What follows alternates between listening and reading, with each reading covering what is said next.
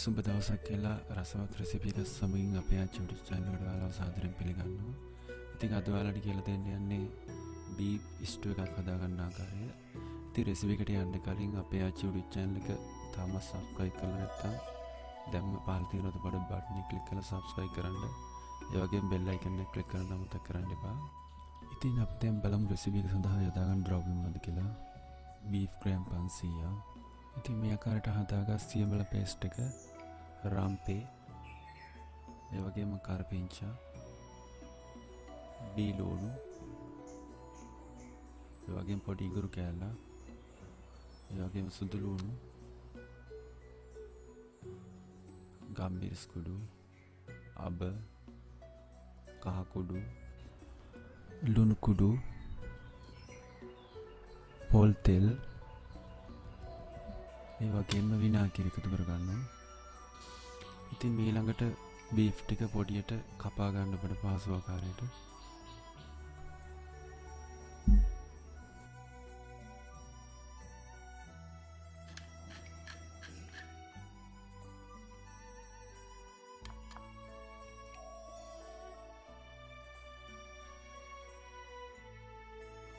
ඉතින් ඊළඟට අපි බීෆ් ටික හොඳින් තඹ ගන්න ඕනේ.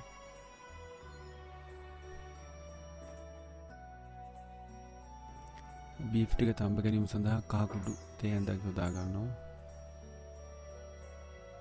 ඒ වගේම ගම්බිරිස් කුඩු තේ ඇඳක්, රස අනුව ලුණු යොදා ගන්න.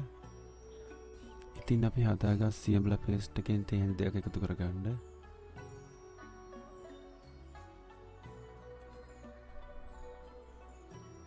ඒ වගේම විනාගිරි තේ ඇඳක් එකතු කරගන්න. ඉතින් මේ සියල්ල එකතු කරගත් පසු හොඳින් කලවම් කරන්න. ඉතින් මේ කලවම් වීම සඳහා වතුර අඩු කෝප්පයක් යොදා ගන්න ඕනේ.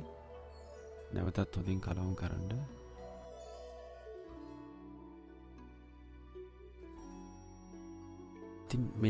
ඉතින් මේ ආකාරයට හොඳින් මේ මික්ස් කරලා විනාඩි 10ක විතර පමණ කාලයක් ගින්දර අඩුවෙන් මේ තැම්බෙන්න අරින්න. ඉතින් බීෆ් ටික තැම්බෙන්න ඇර අපි තෙම්පරාදු සඳහා යොදා ගන්න මොනවද කියලා බලමු. කරපිංචා, රම්පේ, ඒ වගේම මිරිස්, මාළු මිරිස්, ලුණු, ඒ වගේම මිටිකිරි අඩු කෝප්පයක්, ඒ වගේම අබ, සුදු ලුණු, ඒ වගේම පොඩි ඉඟුරු කෑල්ලක් එකතු කරගත් පේස්ට් එකේ ආකාරයෙන් හදා ගන්නවා.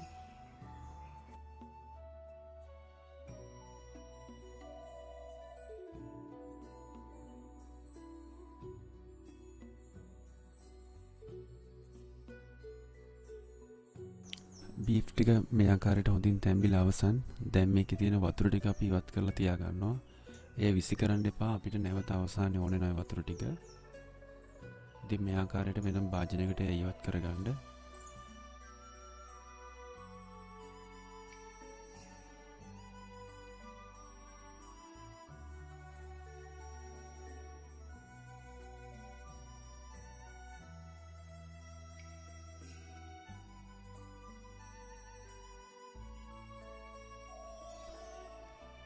ඉතින් ඊළඟට අපි දැන් තෙම්පරාදු හදාගමු. මුලින්ම තෙල් හැඳි 3ක් යොදා ගන්න. ඒ වගේම අබ තේ හැඳක් යොදා ගන්න. රම්පේ පොඩියට මේ ආකාරයට කපාගත් තේට එකතු කරගන්න. ඊළඟට කරපිංච එකතු කරගන්න.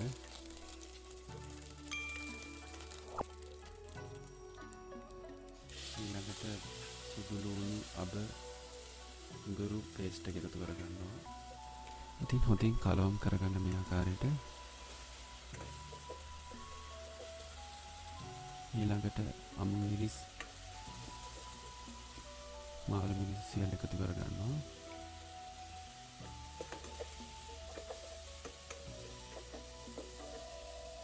කපාගත් ලුණු ටිකත් එකතු කරගන්න දැන්.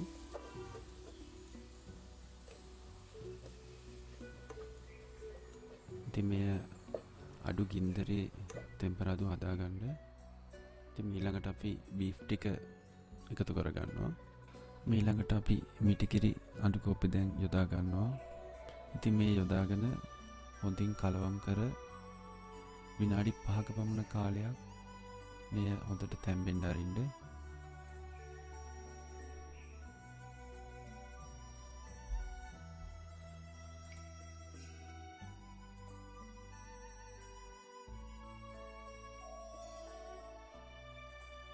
ඉතින් අවසානයේ අපි බීෆ් ටික මුලින්ම තම්බාගත් ඉස්ම ටික දැන් යොදා ගන්නවා.